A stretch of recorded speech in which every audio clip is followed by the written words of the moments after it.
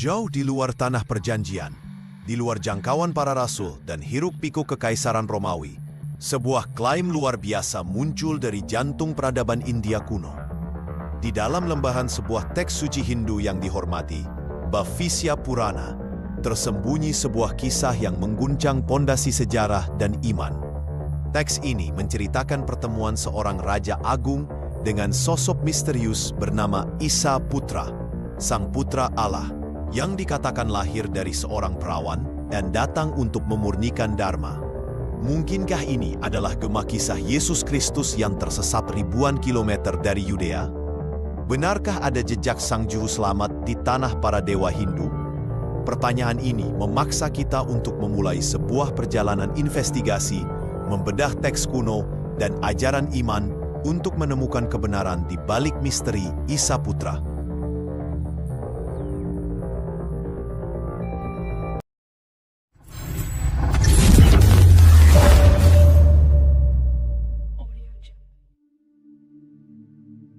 Bab pertama, Gema dari Timur, klaim yang mengguncang dunia. Di era digital ini, informasi menyebar dengan kecepatan kilat. Teori-teori alternatif, klaim-klaim sinkretisme, dan narasi-narasi yang berusaha menghubungkan berbagai tradisi spiritual dunia menjadi semakin populer. Salah satu yang paling bertahan lama dan paling sering dikutip adalah narasi yang ditemukan dalam Bhavishya Purana, sebuah teks Sanskerta kuno. Bayangkan sejenak daya tarik dari gagasan ini. Jika benar, ini bisa berarti bahwa pewahyuan ilahi tentang Sang Mesias tidak terbatas hanya pada bangsa Israel. Ini bisa menyiratkan sebuah jangkauan universal dari rencana keselamatan Allah yang jauh melampaui apa yang secara tradisional kita pahami. Bagi sebagian orang, ini adalah bukti kebenaran universal Kristus yang melintasi batas-batas budaya dan agama. Bagi yang lain, ini adalah pintu untuk menyatukan ajaran Timur dan Barat, sebuah jembatan teologis antara Kristus dan Krishna. Klaim ini sering digunakan untuk mendukung teori bahwa Yesus selama tahun-tahun yang hilang dalam hidupnya, periode antara usia 12 hingga 30 tahun yang tidak tercatat dalam Injil, melakukan perjalanan ke India, belajar dari para guru Hindu dan Buddha, sebelum kembali ke Galilea untuk memulai pelayanannya. Namun, sebagai umat Katolik, kita dipanggil untuk menjadi bijaksana, untuk tidak mudah terbawa oleh setiap angin pengajaran. Rasul Paulus dalam suratnya yang pertama kepada jemaat di Tesalonika menasihatkan kita, ujilah segala sesuatu dan peganglah yang baik. 1 Tesalonika 5 ayat 21. Iman kita bukanlah iman yang buta, melainkan iman yang mencari pengertian. Fides quaerens intellectum, seperti yang diajarkan oleh Santo Anselmus. Oleh karena itu, kita tidak bisa begitu saja pantas menerima atau menolak klaim ini tanpa penyelidikan yang cermat, jujur, dan mendalam. Kita harus mendekatinya bukan dengan prasangka, tetapi dengan akal budi yang diterangi oleh iman. Kita perlu bertanya, apa sebenarnya Bhavishya Purana itu? Kapan teks ini ditulis? Siapa yang menulisnya? Dan yang terpenting, apakah kisah tentang Isa Putra di dalamnya benar-benar merujuk pada Yesus dari Nazaret, sebagaimana yang kita kenal dalam Injil dan tradisi suci gereja? Perjalanan kita untuk menjawab pertanyaan-pertanyaan ini dimulai dengan memahami sumber dari klaim itu sendiri.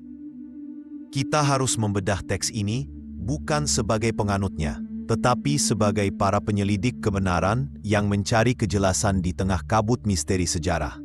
Bab kedua, membedah Bhavishya Purana, kitab masa depan. Untuk memahami klaim tentang Yesus dalam teks Hindu, kita harus terlebih dahulu memahami sifat dari teks itu sendiri. Bhavishya Purana bukanlah sebuah kitab tunggal yang ditulis oleh satu orang pada satu waktu. Ia adalah bagian dari korpus besar literatur Hindu yang dikenal sebagai Purana. Ada 18 Purana utama atau Mahapurana, dan Bhavishya Purana adalah salah satunya. Kata Purana sendiri berarti dari zaman kuno atau cerita-cerita lama. Purana-Purana ini adalah kumpulan teks yang sangat luas, berisi silsilah para dewa, dewi, raja, dan orang suci. Kisah-kisah penciptaan dan kehancuran alam semesta. Kosmologi Hindu, serta ajaran-ajaran filosofus dan keagamaan. Mereka seringkali disamakan dengan ensiklopedia mitologi dan sejarah kuno India. Nama Bhavishya Purana secara harfiah berarti Purana tentang masa depan.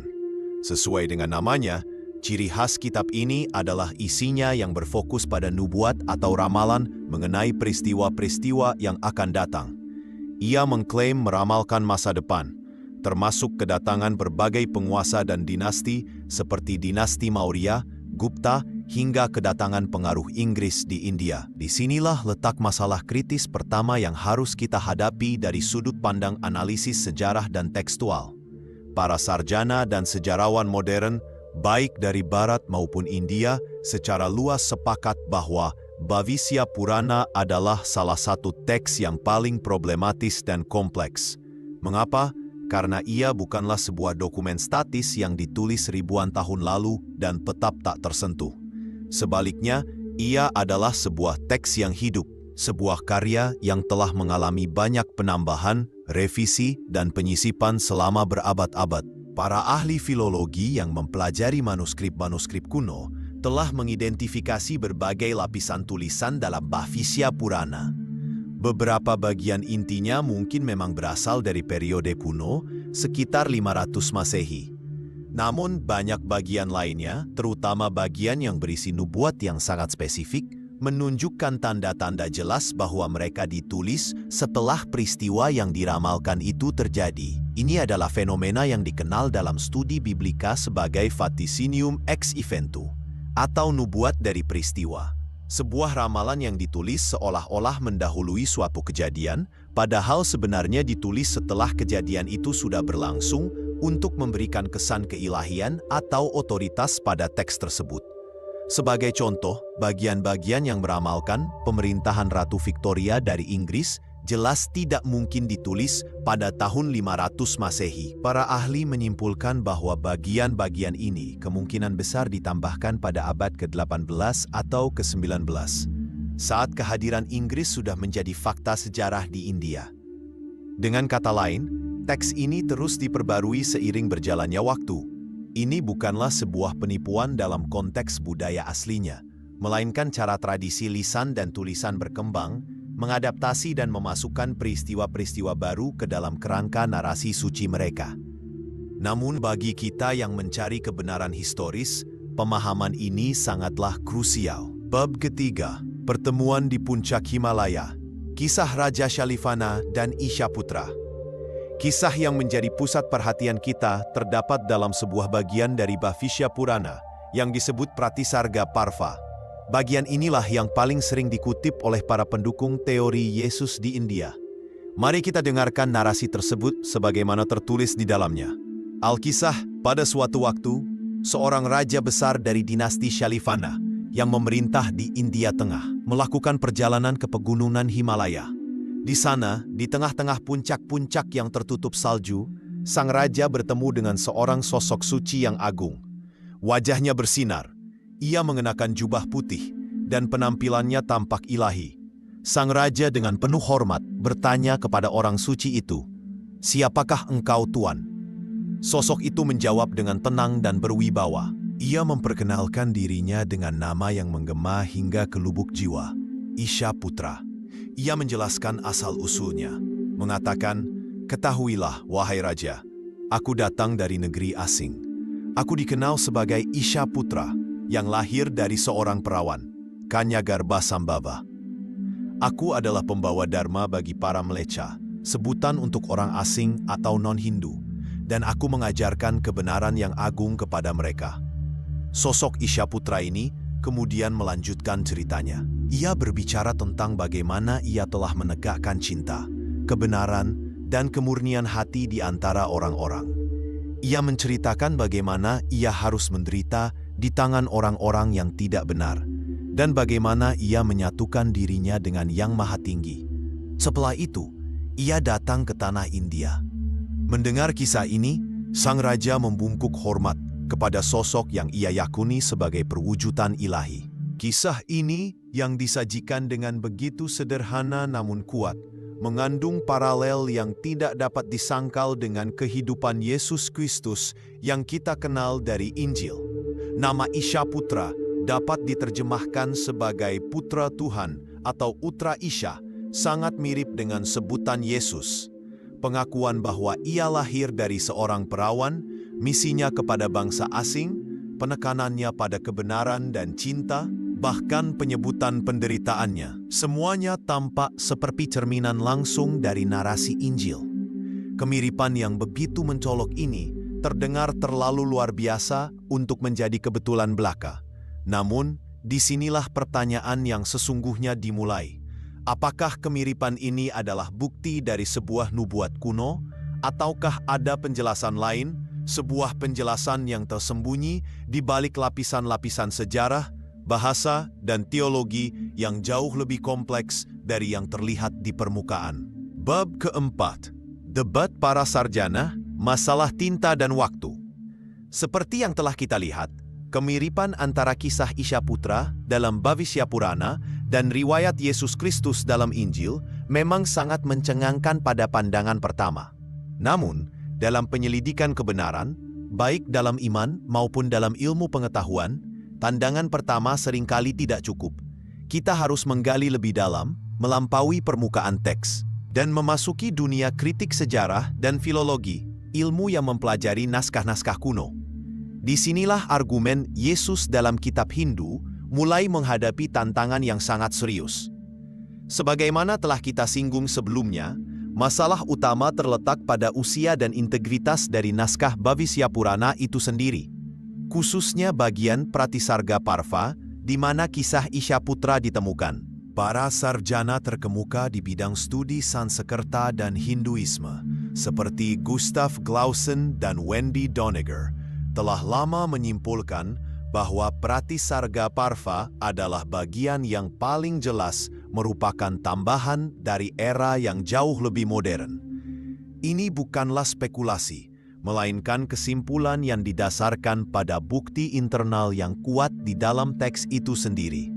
Bukti pertama dan yang paling tak terbantahkan adalah anakronisme. Anakronisme adalah penempatan sesuatu, baik itu tokoh, peristiwa, bahasa, atau teknologi, dalam periode waktu yang tidak sesuai. Pratisarga Parva penuh dengan anakronisme yang mencolok. Teks ini tidak hanya menyebutkan tokoh-tokoh seperti Adam dan Hawa menggunakan nama Adama dan Havyavati dan Nuh, Noah, tetapi juga menyebutkan secara eksplisit tokoh-tokoh dan peristiwa dari sejarah yang jauh lebih modern. Teks ini menyebutkan tentang Tamerlane, seorang penakluk dari abad ke-14. Teks ini menyebutkan Akbar, kaisar Mughal dari abad ke-16. Bahkan ia menyebutkan bahasa Inggris dan kedatangan pemerintahan Inggris di India. Mari kita berhenti sejenak dan merenungkan implikasinya. Jika sebuah teks yang diklaim sebagai nubuat kuno ternyata menyebutkan peristiwa dan tokoh yang hidup ribuan tahun setelah waktu penulisannya yang seharusnya, maka kesimpulan logis yang paling mungkin bukanlah bahwa teks itu adalah nubuat yang akurat, melainkan bahwa bagian-bagian tersebut ditulis setelah peristiwa itu terjadi. Tidak ada sejarawan serius yang akan berargumen bahwa seorang penulis di India pada tahun 500 Masehi bisa mengetahui secara detail tentang kekaisaran Mughal atau kolonialisme Inggris. Jelas sekali, bagian Pratisarga Parva ini adalah sebuah kompilasi yang ditulis atau setidaknya diselesaikan pada periode yang sangat belakangan, kemungkinan besar pada abad ke-18 atau bahkan awal abad ke-19 pada masa puncak pengaruh kerajaan Inggris di India. Ini adalah upaya dari para penulis Hindu di kemudian hari untuk memasukkan dan menafsirkan sejarah dunia, termasuk sejarah agama-agama lain yang mereka temui, ke dalam kerangka kosmologi Hindu mereka. Ini adalah sebuah bentuk inkulturasi atau sinkretisme retrospektif. Jadi alih-alih Bhavishya Purana menubuatkan kedatangan Yesus, yang terjadi justru sebaliknya. Para penulis Bhavishya Purana di era modern menulis tentang Yesus setelah mereka mengenal ajaran Kristen melalui para misionaris dan penjajah Eropa. Bab 5. Analisis teologis. Isha Putra versus Yesus Kristus Sang Logos. Jika argumen historis mengenai penanggalan teks sudah cukup untuk meruntuhkan klaim nubuat ini, perbandingan teologis antara Isha Putra dan Yesus Kristus justru semakin memperlebar jurang di antara keduanya. Dari sudut pandang iman Katolik, Yesus Kristus bukanlah sekadar seorang guru agung, seorang avatar, atau salah satu dari banyak perwujudan ilahi. Dia adalah pribadi yang unik dan definitif dalam seluruh sejarah keselamatan. Katekismus Gereja Katolik menggemakan Konsili Kalsedon tahun 451, mengajarkan kepada kita tentang misteri persatuan hipostatik, hypostatic union. Ini adalah doktrin inti iman kita yang menyatakan bahwa dalam satu pribadi ilahi Yesus Kristus, terdapat dua kodrat yang tak terpisahkan dan tak tercampur. Kodrat ilahinya yang sehakikat dengan Bapa, dan kodrat manusiawinya yang sehakikat dengan kita, kecuali dalam hal dosa. Dia adalah 100% Allah dan 100% manusia. Verbum caro factum est. Sabda telah menjadi daging, Yohanes pertama ayat 14. Keunikan Kristus ini tidak dapat ditawar. Dia adalah satu-satunya pengantara antara Allah dan manusia. 1 Timotius 2:5. Dia adalah jalan dan kebenaran dan hidup. Dan tidak ada seorang pun yang datang kepada Bapa kalau tidak melalui Dia. Yohanes 14:6. Dalam Kristus, Allah telah mengatakan segala sesuatu. Tidak akan ada pewahyuan publik lain sebelum kedatangannya yang mulia di akhir zaman. Sosok Isha Putra dalam Bhavishya Purana, jika kita tempatkan dalam konteks teologi Hindu, sama sekali tidak memiliki keunikan seperti ini. Dalam Hinduisme, konsep avatar, turunnya dewa ke dunia dalam wujud tertentu untuk memulihkan dharma, adalah hal yang umum. Dewa Wisnu misalnya, diyakini memiliki banyak avatar seperti Rama dan Krishna. Jika Isha Putra dianggap sebagai manifestasi ilahi, ia akan menjadi salah satu dari banyak manifestasi, bukan satu-satunya yang definitif. Ia adalah seorang guru suci yang agung, tetapi bukan sang juru selamat tunggal bagi seluruh umat manusia. Selanjutnya, mari kita lihat misi mereka. Misi Isha Putra menurut teks adalah untuk menegakkan dharma di antara kaum leca. Ini adalah sebuah misi perbaikan moral dan spiritual dalam kerangka pemahaman Hindu tentang tatanan kosmis. Misi Yesus Kristus, di sisi lain, jauh lebih radikal dan fundamental. Misinya bukanlah sekadar untuk memperbaiki tatanan moral, tetapi untuk menyelamatkan umat manusia dari dosa dan maut. Inti dari iman Kristiani adalah misteri Paskah, sengsara, wafat, dan kebangkitannya. Melalui kurban salibnya, Yesus mendamaikan kita dengan Allah, menebus dosa-dosa kita, dan melalui kebangkitannya, Ia membuka bagi kita pintu menuju kehidupan kekal. Ini adalah inti dari Injil, kerikma yang diberitakan oleh para rasul. Unsur fundamental ini, penebusan melalui sengsara, wafat di salib, dan kebangkitan badani pada hari ketiga, sama sekali tidak ditemukan dalam kisah Isha Putra. Teks itu hanya menyebutkan bahwa ia menderita, sebuah pernyataan yang sangat umum dan bisa merujuk pada kesulitan apapun. Tidak ada penyaliban, tidak ada makna penebusan dosa, dan yang terpenting, tidak ada kebangkitan. Tanpa salib dan kebangkitan, sosok tersebut bukanlah Yesus Kristus yang kita imani. Bab ke-6. Tahun-tahun yang hilang, mitos dan realitas sejarah. Klaim tentang Isha Putra seringkali terhubung erat dengan sebuah spekulasi populer lainnya. Teori tentang tahun-tahun yang hilang dari kehidupan Yesus. Injil Lukas mencatat kisah Yesus di Bait Allah pada usia 12 tahun. Lukas 2 ayat 41-52. Dan kemudian Injil-Injil sinoptik melanjutkan narasi ketika Yesus memulai pelayanan publiknya sekitar usia 30 tahun. Ada jeda sekitar 18 tahun di antaranya yang tidak diceritakan oleh kitab suci. Kekosongan naratif ini telah menjadi kanvas bagi berbagai macam teori dan spekulasi selama berabad-abad.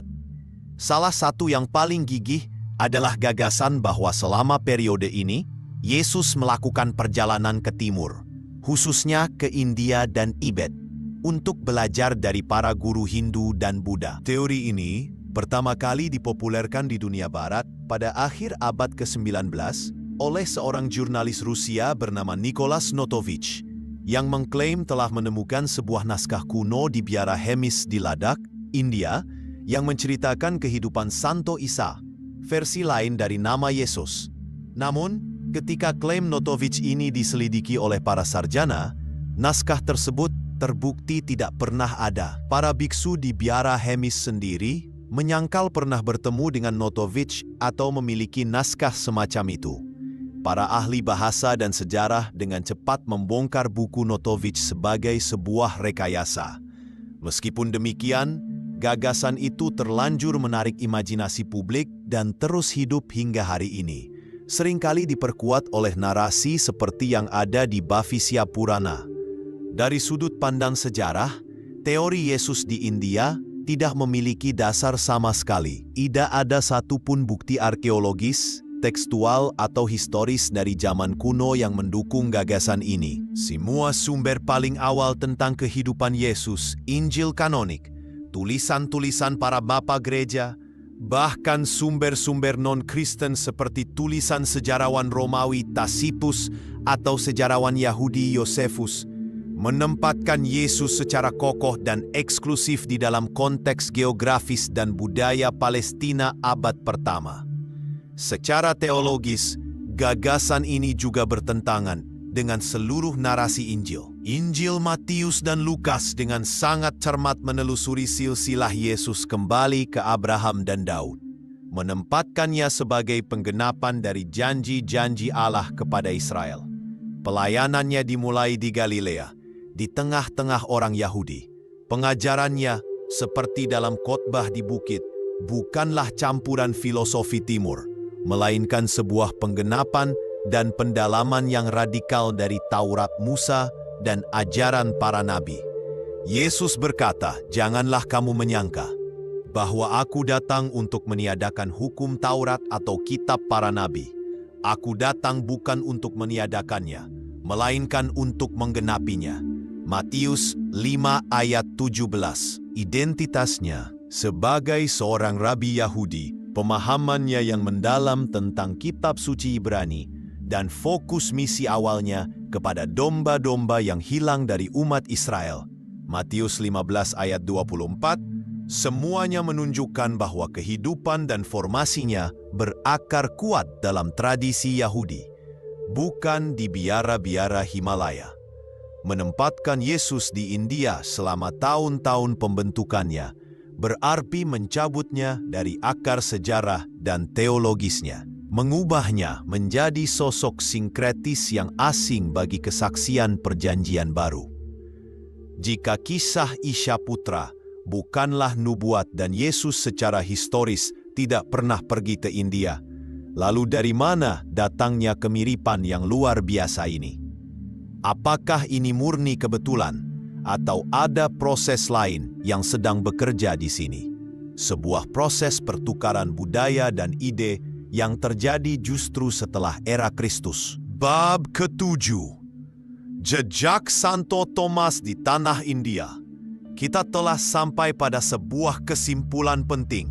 Kisah Isya Putra dalam Bhavishya Purana bukanlah sebuah nubuat kuno tentang Yesus, melainkan sebuah catatan yang ditulis berabad-abad setelah Kristus, kemungkinan besar pada era modern. Ini secara efektif menjawab pertanyaan, apakah Yesus ada dalam kitab suci Hindu? Jawabannya adalah tidak. Setidaknya tidak dalam artian sebuah ramalan ilahi yang mendahuluinya. Namun, ini justru membuka sebuah pertanyaan baru yang tidak kalah menariknya. Jika kisah ini ditulis oleh seorang penulis Hindu di kemudian hari, Dari mana ia mendapatkan informasi yang begitu detail dan spesifik tentang kehidupan Yesus?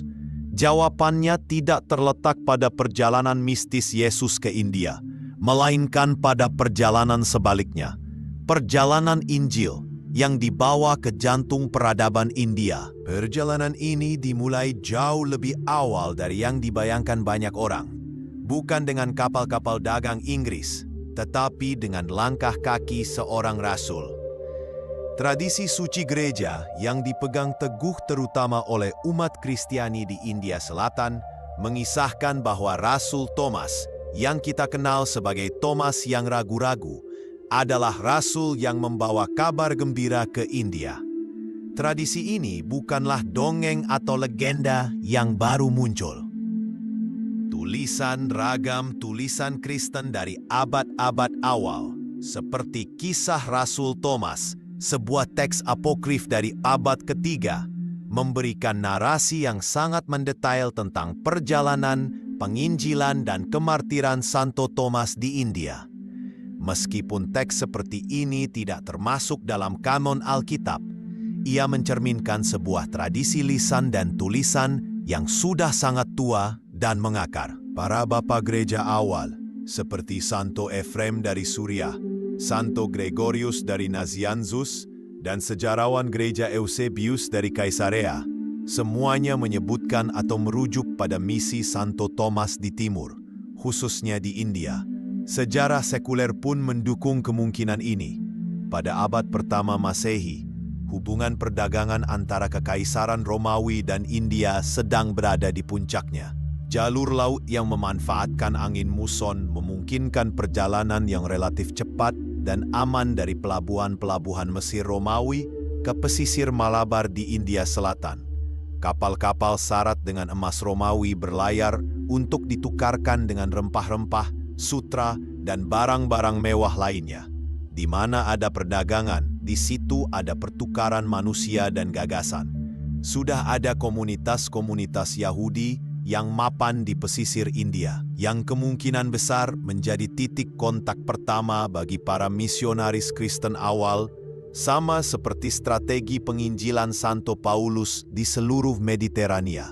Sangat masuk akal jika seorang rasul yang diutus oleh Kristus untuk pergi ke seluruh dunia dan memberitakan Injil kepada segala makhluk, Markus 16 ayat 15, akan memanfaatkan jalur perdagangan yang ramai ini untuk mencapai peradaban besar di timur. Menurut tradisi, Santo Thomas mendarat di Kodungallur, Kerala, sekitar tahun 52 Masehi. Ia berkhotbah, melakukan mukjizat, dan berhasil menobatkan sejumlah orang, termasuk beberapa keluarga Brahmin, kasta imam Hindu yang dihormati. Dari komunitas-komunitas inilah lahir gereja purba di India yang dikenal sebagai umat Kristiani Santo Thomas atau Nasrani. Komunitas ini adalah salah satu komunitas Kristen tertua di dunia yang masih bertahan hingga hari ini, sebuah bukti hidup dari akar kekristenan yang sangat dalam di tanah India. Bab ke-8, Misionaris, Pedagang, dan Pertukaran Gagasan. Kehadiran komunitas Kristiani Santo Thomas selama hampir 2 milenium berarti bahwa ajaran tentang Yesus, kelahirannya dari perawan, mukjizatnya, ajaran kasihnya, penyalibannya, dan kebangkitannya telah menjadi bagian dari lanskap keagamaan India jauh sebelum kedatangan para penjajah Eropa.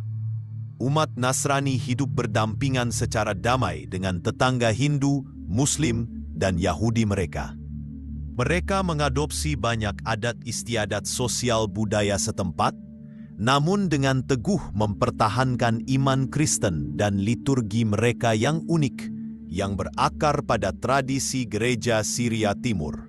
Kehadiran mereka memastikan bahwa kisah Yesus bukanlah cerita yang benar-benar asing bagi para pemikir dan penulis Hindu. Gagasan tentang satu Allah yang menjelma, pengorbanan diri untuk orang lain, dan kelahiran dari perawan, meskipun ditafsirkan melalui lensa yang berbeda, telah beredar dan menjadi bagian dari dialog antar agama yang tak terucapkan selama berabad-abad. Kemudian gelombang-gelombang pengaruh Kristen berikutnya tiba, mulai abad ke-16, seiring dengan dibukanya jalur laut langsung dari Eropa oleh bangsa Portugis.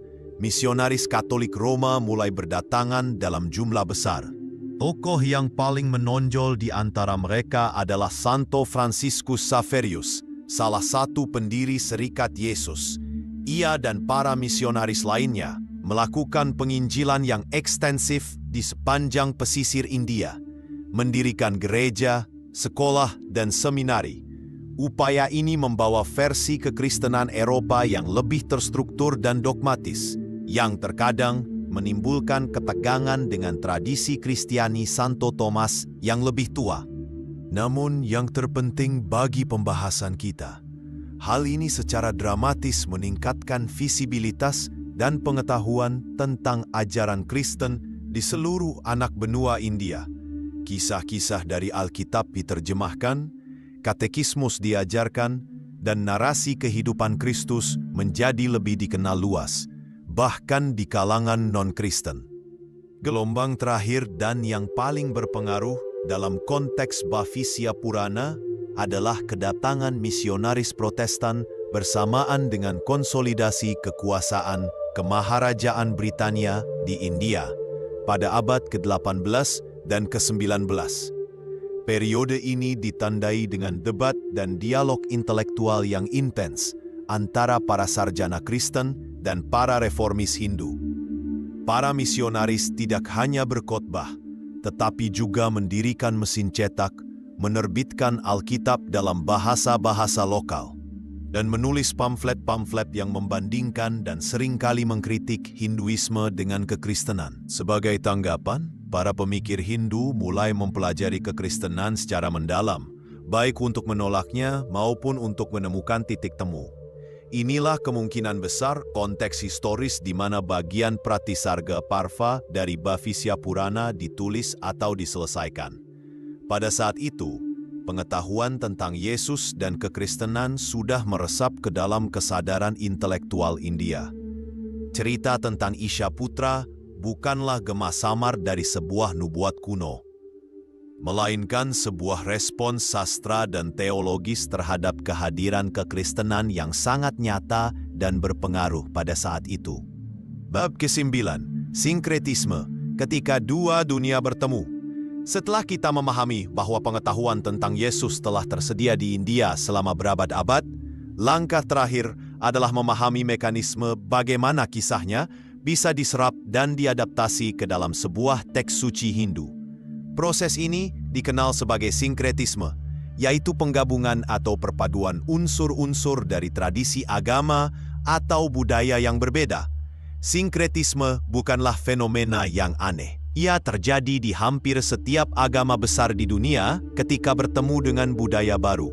Namun, tradisi Puranik dalam Hinduisme memiliki kapasitas yang sangat luar biasa untuk melakukan hal ini.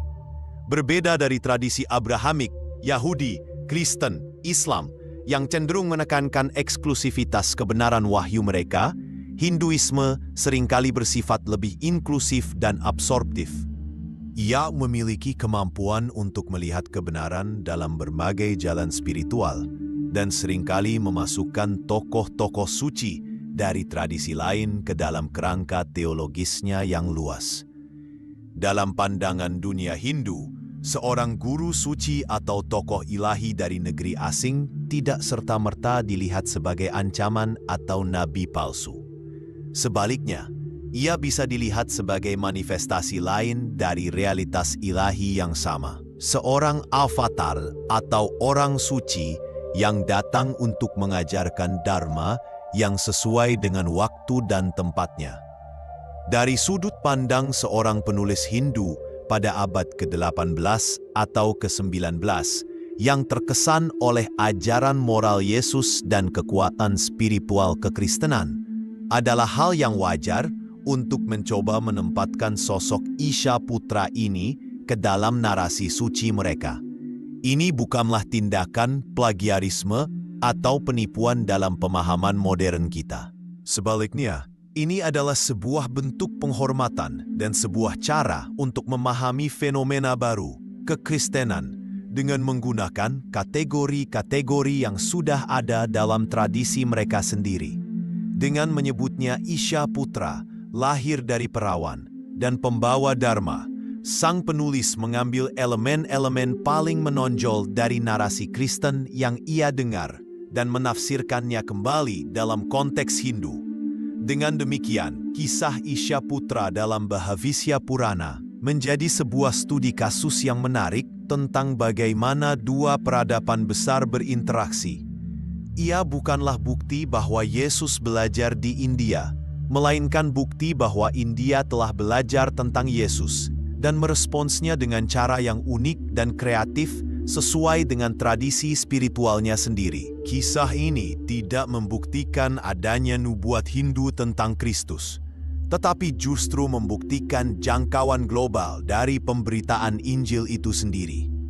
Bahwa kabar baik tentang Sang Juru Selamat dari Nazaret telah mencapai ujung-ujung bumi, dan gaungnya bahkan tercatat, meskipun dalam bentuk yang telah diubah, di dalam lembaran-lembaran kitab suci peradaban lain. Fakta ini, meskipun meruntuhkan mitos populer, justru menghadirkan sebuah kebenaran yang lebih dalam tentang dinamika iman dan budaya dalam sejarah manusia. Pengakuan akan proses ini memaksa kita untuk bertanya lebih jauh.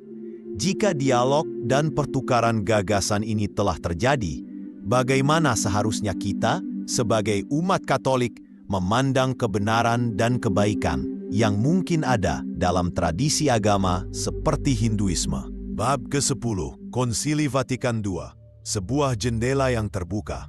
Perjalanan kita sejauh ini telah membongkar sebuah mitos, melacak jejak sejarah, dan memahami proses pertukaran budaya. Kita telah melihat bahwa kisah Isya Putra dalam Bhavisya Purana bukanlah sebuah nubuat, melainkan sebuah respons dari tradisi Hindu terhadap kehadiran kekristenan di India.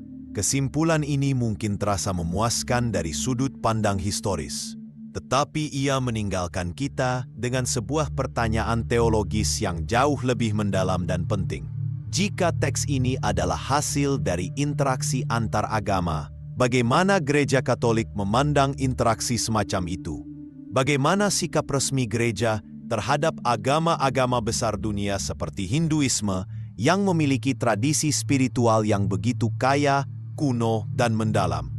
Apakah gereja hanya melihatnya sebagai ladang misi yang harus ditobatkan? Atau adakah pengakuan terhadap kebaikan dan kebenaran yang mungkin terkandung di dalamnya? Untuk menjawab pertanyaan ini, kita harus melihat pada salah satu peristiwa paling monumental dalam sejarah Gereja Katolik abad ke-20, Konsili Vatikan II, diadakan dari tahun 1962 hingga 1965. Konsili ekumenis ini mengumpulkan para uskup dari seluruh dunia di Roma untuk merenungkan kehidupan gereja dan misinya di dunia modern. Diprakarsai oleh Santo Paus Yohanes 23. Tujuan konsili ini bukanlah untuk mendefinisikan dogma baru atau mengutuk ajaran sesat, melainkan untuk melakukan aggiornamento, sebuah kata Italia yang berarti pembaruan atau penyesuaian. Paus Yohanes 23 menggunakan metafora yang indah. Ia ingin membuka jendela-jendela gereja agar udara segar bisa masuk dan agar gereja bisa melihat dunia luar dengan lebih jelas. Ini adalah sebuah pergeseran dari apa yang kadang disebut sebagai mentalitas benteng, di mana gereja cenderung melihat dunia modern dengan kecurigaan dan lebih fokus pada pertahanan doktrin. Konsili Vatikan II menandai sebuah era baru keterlibatan yang penuh harapan, dialog dan keterbukaan terhadap kegembiraan dan harapan, duka dan kecemasan umat manusia zaman sekarang. Gaudium et Spes artikel 1. Salah satu bidang di mana udara segar ini paling terasa adalah dalam hubungan gereja dengan agama-agama non-Kristen. Selama berabad-abad, hubungan ini seringkali diwarnai oleh ketidaktahuan, polemik, dan konflik. Namun, para bapa konsili menyadari bahwa di dunia yang semakin terhubung, pendekatan semacam itu tidak lagi memadai. Roh Kudus mendorong gereja untuk melihat dengan mata baru, untuk mengenali karya Allah yang misterius di luar batas-batas gereja yang kelihatan. Mereka mulai merumuskan sebuah teologi yang dapat mengakui dengan jujur keunikan Yesus Kristus sebagai satu-satunya juru selamat, sekaligus menghargai dengan tulus pencarian spiritual jutaan orang yang tulus dalam tradisi-tradisi keagamaan lainnya. Hasil dari permenungan mendalam inilah yang kemudian dituangkan dalam salah satu dokumen konsili yang paling singkat namun paling berpengaruh. Sebuah deklarasi yang akan mengubah selamanya cara Gereja Katolik berdialog dengan dunia. Bab ke-11, Nostra Aetate, Deklarasi Penuh Hormat. Dokumen tersebut adalah Nostra Aetate, atau pada zaman kita. Dideklarasikan secara resmi oleh Paus Paulus VI pada tanggal 28 Oktober 1965. Deklarasi ini secara spesifik membahas hubungan gereja dengan agama-agama non-Kristen. Meskipun singkat, setiap kalimatnya mengandung bobot teologis yang luar biasa. Dokumen ini dimulai dengan mengakui kesamaan fundamental yang mengikat seluruh umat manusia. Kita semua adalah satu komunitas, berasal dari Allah yang sama, dan memiliki tujuan akhir yang sama, yaitu Allah. Semua agama pada dasarnya adalah upaya manusia untuk menjawab pertanyaan-pertanyaan terdalam tentang eksistensi. Apakah manusia itu? Apa arti dan tujuan hidup kita? Manakah yang baik dan manakah yang dosa? Dari manakah datangnya penderitaan dan apa gunanya? Manakah jalan untuk mencapai kebahagiaan sejati? Nostra Aetate artikel 1. Kemudian, dalam artikel kedua, dokumen ini secara eksplisit membahas Hinduisme. Kata-kata yang digunakan oleh para bapa konsili sangatlah revolusioner pada masanya dan patut kita renungkan dengan saksama. Dokumen itu menyatakan, dalam Hinduisme, manusia mendalami misteri ilahi dan mengungkapkannya melalui kesuburan mitos-mitos yang tak habis-habisnya dan melalui upaya-upaya filsafat yang mendalam. Mereka mencari pembebasan dari penderitaan hidup kita, baik melalui bentuk-bentuk kehidupan asketis, melalui meditasi yang mendalam, maupun dengan berlindung pada Tuhan dengan cinta dan kepercayaan. Di sini, tidak ada kata-kata kutukan atau penolakan. Sebaliknya, ada pengakuan yang tulus terhadap kedalaman spiritual tradisi Hindu, upaya filosofisnya, praktik asketisnya, dan devosinya yang penuh cinta. Namun, kalimat berikutnya adalah kalimat yang menjadi inti dari pendekatan baru ini. Para bapa konsili menyatakan, dan ini adalah ajaran resmi gereja. Gereja Katolik tidak menolak apapun yang benar dan suci vera aksangta dalam agama-agama ini. Ini adalah sebuah pernyataan yang monumental. Gereja mengakui bahwa kebenaran dan kesucian yang sumber utamanya adalah Allah sendiri tidak terbatas secara eksklusif pada Gereja Katolik. Dokumen itu melanjutkan. Gereja memandang dengan hormat tulus cara-cara bertindak dan hidup tersebut, kaidah-kaidah serta ajaran-ajaran itu, yang meskipun dalam banyak hal berbeda dari apa yang diyakini dan diajarkannya sendiri, tidak jarang memantulkan sinar kebenaran yang menerangi semua orang. Radian veritatis ilius, quae illuminat omnes homines. Frasa sinar kebenaran ini sangatlah penting. Gereja mengajarkan bahwa Yesus Kristus adalah kebenaran itu sendiri, Sang Logos, Sabda Allah yang menjadi manusia. Dialah kepenuhan wahyu.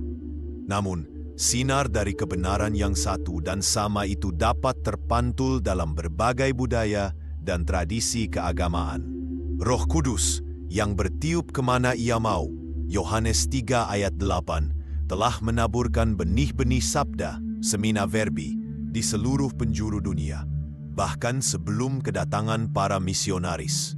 Oleh karena itu, ketika seorang Hindu mencari pembebasan melalui meditasi atau ketika seorang Buddhis mencari pencerahan.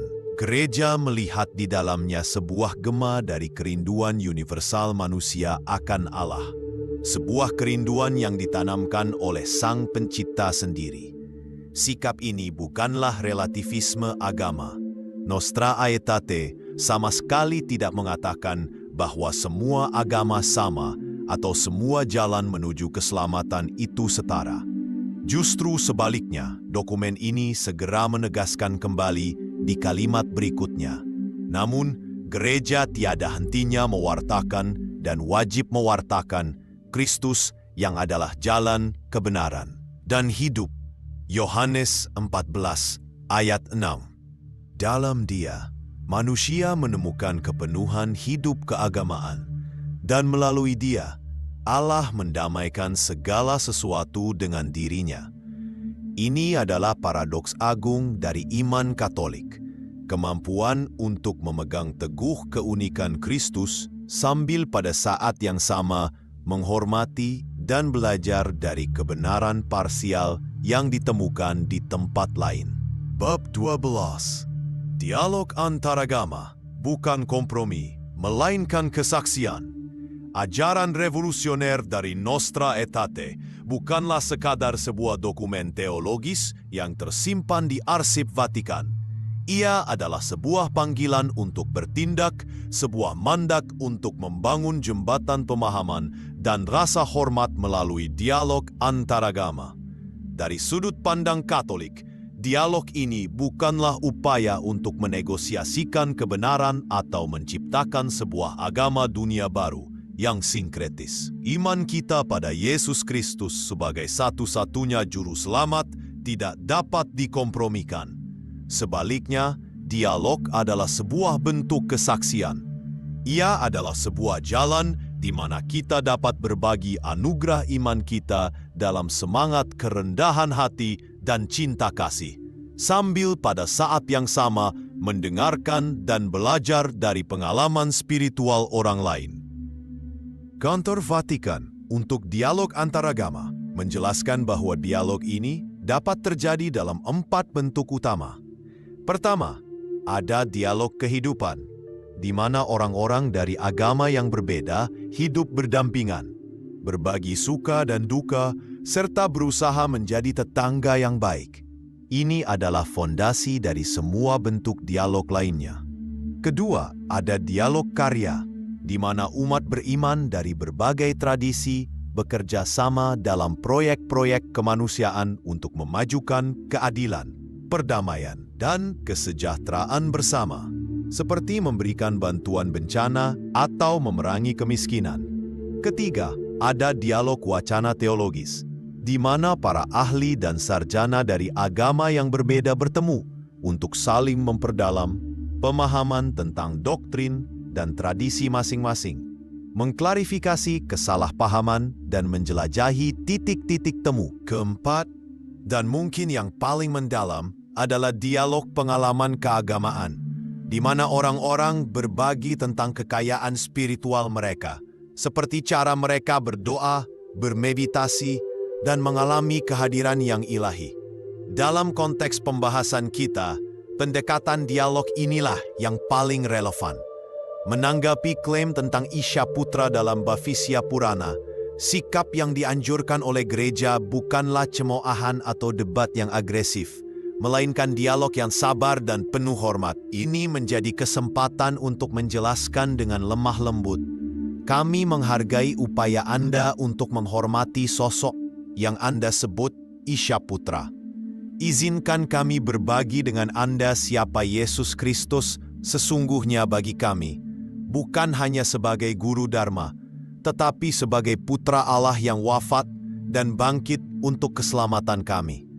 Dialog semacam ini yang didasarkan pada rasa saling menghormati dan pencarian tulus akan kebenaran, jauh lebih berbuah daripada konfrontasi. Ia memungkinkan kita untuk mengoreksi kesalahan informasi tanpa harus menyerang pribadi atau keyakinan orang lain. Dengan pemahaman ini, kita melihat bahwa iman Katolik tidak memaksa kita untuk memilih antara keyakinan pada kebenaran iman kita dan rasa hormat yang tulus pada sesama peziarah di jalan spiritual. Namun, bagaimana kita secara pribadi dapat menghidupi sikap yang seimbang dan penuh kasih ini dalam kehidupan sehari-hari? Setelah membongkar mitos, memahami sejarah, dan mendalami ajaran gereja, apa pesan utama yang harus kita bawa pulang dari misteri Isyah Putra dan bagaimana hal itu seharusnya membentuk cara kita memandang iman kita sendiri di tengah dunia yang plural ini? Bab ke-13, merangkai kepingan puzzle dari nubuat hingga dialog. Kita telah melakukan sebuah perjalanan yang panjang dan kompleks. Kita memulai dengan sebuah klaim yang sensasional dan menggugah rasa penasaran. Penemuan sosok Isyah Putra, sang putra Allah yang lahir dari perawan, dalam sebuah kitab suci Hindu kuno, Bhavishya Purana. Klaim ini menjanjikan sebuah jembatan antara timur dan barat, sebuah bukti universalitas Kristus yang tersembunyi. Namun, seperti yang sering terjadi dalam pencarian kebenaran, jawaban yang sederhana dan sensasional jarang sekali merupakan jawaban yang benar. Sepanjang perjalanan kita telah mengumpulkan kepingan-kepingan puzzle dari berbagai bidang, sejarah, filologi, teologi, dan ajaran gereja. Dan sekarang saatnya untuk merangkainya menjadi sebuah gambaran yang utuh dan jernih. Kepingan puzzle pertama yang kita periksa adalah teks itu sendiri. Analisis kritis para sarjana, baik dari Barat maupun India, menunjukkan dengan sangat jelas bahwa bagian dari Bhavishya Purana yang menceritakan kisah Isyah Putra, yaitu Pratisarga Parva, bukanlah sebuah teks kuno. Ia penuh dengan anakronisme, penyebutan tokoh dan peristiwa seperti Kaisar Akbar dan Ratu Victoria, yang membuktikan bahwa bagian ini ditulis atau setidaknya disunting secara ekstensif pada era yang jauh lebih modern, kemungkinan besar pada abad ke-18 atau ke-19. Dengan demikian, hipotesis bahwa teks ini adalah sebuah nubuat yang meramalkan kedatangan Yesus ribuan tahun sebelumnya runtuh di bawah beban bukti sejarah. Yang terjadi bukanlah Hinduisme menubuatkan Kristus, melainkan para penulis Hindu di kemudian hari mencatat dan menafsirkan kembali keberadaan Kristus dan kekristenan yang telah mereka kenal. Kepingan puzzle kedua adalah perbandingan teologis. Kita melihat bahwa meskipun ada kemiripan nama dan beberapa detail biografis, sosok Isyah Putra secara fundamental berbeda dari Yesus Kristus yang diimani oleh gereja. Isyah Putra adalah seorang guru dharma, salah satu dari kemungkinan banyak manifestasi ilahi dalam kerangka teologi Hindu yang luas dan inklusif. Yesus Kristus, sebaliknya, adalah pribadi kedua dari Tritunggal Maha Kudus, Sang Sabda yang menjadi daging, unik dan tak ada duanya. Misinya bukanlah sekadar memperbaiki tatanan moral, melainkan untuk menyelamatkan seluruh umat manusia dari dosa dan maut melalui misteri Paskah, sengsara, wafat, dan kebangkitannya. Inti dari iman Kristiani ini, salib dan kebangkitan, sama sekali tidak ada dalam narasi Isyah Putra. Lalu bagaimana pengetahuan tentang Yesus bisa sampai ke India untuk kemudian diserap ke dalam teks tersebut? Kepingan puzzle ketiga dan keempat menjawab ini. Kita melacak jejak sejarah kekristenan di India yang ternyata jauh lebih tua dari yang diperkirakan banyak orang. Tradisi yang kuat menunjuk pada Santo Thomas Rasul sebagai pembawa pertama kabar gembira ke India pada abad pertama. Kehadiran komunitas Kristiani Santo Thomas selama 2 milenium diikuti oleh gelombang misionaris Katolik dan Protestan di kemudian hari, memastikan bahwa kisah Yesus telah menjadi bagian dari lanskap spiritual India. Proses sinkretisme di mana sebuah tradisi keagamaan menyerap dan menafsirkan ulang unsur-unsur dari tradisi lain, menjelaskan bagaimana detail-detail dari Injil ini dapat diadaptasi dan dimasukkan ke dalam kerangka narasi Puranik. Akhirnya, kepingan puzzle yang paling penting adalah bagaimana kita sebagai umat Katolik harus menyikapi semua ini. Kita berpaling pada kebijaksanaan gereja yang terungkap dalam Konsili Vatikan II, khususnya dalam deklarasi Nostra Aetate. Gereja mengajarkan kita sebuah jalan yang seimbang untuk tidak menolak apapun yang benar dan suci dalam agama-agama lain, untuk menghormati sinar kebenaran yang mungkin terpantul di dalamnya, sambil pada saat yang sama tanpa ragu mewartakan kepenuhan kebenaran dan jalan keselamatan yang hanya ditemukan dalam Yesus Kristus. Ini adalah panggilan untuk dialog yang jujur dan penuh kasih, bukan kompromi doktrinal atau relativisme yang dangkal. Bab 14, Iman yang dewasa di dunia yang majemuk. Dengan gambaran yang utuh ini, kita dapat menarik beberapa pelajaran berharga bagi kehidupan iman kita di zaman sekarang. Pertama, iman Katolik yang dewasa tidak perlu takut pada penyelidikan kritis dan historis. Iman kita tidak dibangun di atas mitos atau legenda yang rapuh. Ia dibangun di atas kesaksian para saksi mata, para rasul yang diwariskan melalui kitab suci dan tradisi suci, dan dijaga oleh magisterium gereja. Ketika kita dihadapkan pada klaim-klaim seperti yang ada di Bhabishya Purana, kita tidak perlu merasa goyah atau defensif. Sebaliknya, ini adalah kesempatan bagi kita untuk belajar, untuk memperdalam pemahaman kita sendiri tentang sejarah gereja dan dasar-dasar iman kita. Ketergantungan pada bukti-bukti rahasia dari kitab suci agama lain justru menunjukkan iman yang kurang percaya diri. Seolah-olah wahyu definitif Allah dalam Yesus Kristus tidaklah cukup. Iman kita tidak memerlukan penopang dari luar. Ia adalah batu karang yang kokoh. Kedua, kita dipanggil untuk membedakan secara cermat antara rasa hormat dan relativisme. Menghormati tradisi Hindu berarti mengakui kedalaman filosofisnya, kekayaan spiritualitasnya, dan ketulusan para penganutnya dalam mencari Tuhan. Namun, menghormati tidak berarti menyamakan. Relativisme adalah gagasan yang keliru bahwa semua agama pada dasarnya sama dan semua jalan mengarah ke puncak gunung yang sama. Gereja dengan tegas menolak pandangan ini. Jalan yang telah diwahyukan Allah kepada kita adalah Yesus Kristus. Mengatakan hal ini bukanlah sebuah kesombongan, melainkan sebuah kesetiaan pada Injil. Kita dapat mengagumi keindahan arsitektur sebuah kuil Hindu tanpa harus menerima teologinya. Kita dapat belajar dari teknik meditasi Hindu tanpa harus mengadopsi pandangan dunianya tentang reinkarnasi. Ini adalah kedewasaan iman, mampu menghargai kebaikan dimanapun ia ditemukan, tanpa kehilangan kejernihan tentang identitas dan kebenaran iman kita sendiri. Ketiga, misteri Isya Putra ini justru menggarisbawahi keindahan dan kekuatan dari partikularitas inkarnasi. Teori Yesus di India dan gagasan sinkretis serupa seringkali mencoba membuat Yesus menjadi sosok universal yang kabur, seorang guru spiritual dunia yang terlepas dari akar sejarahnya. Namun, iman Kristiani justru menyatakan sebaliknya. Kekuatan Injil terletak pada fakta bahwa Allah tidak masuk ke dalam dunia sebagai sebuah ide abstrak, melainkan sebagai seorang manusia konkret.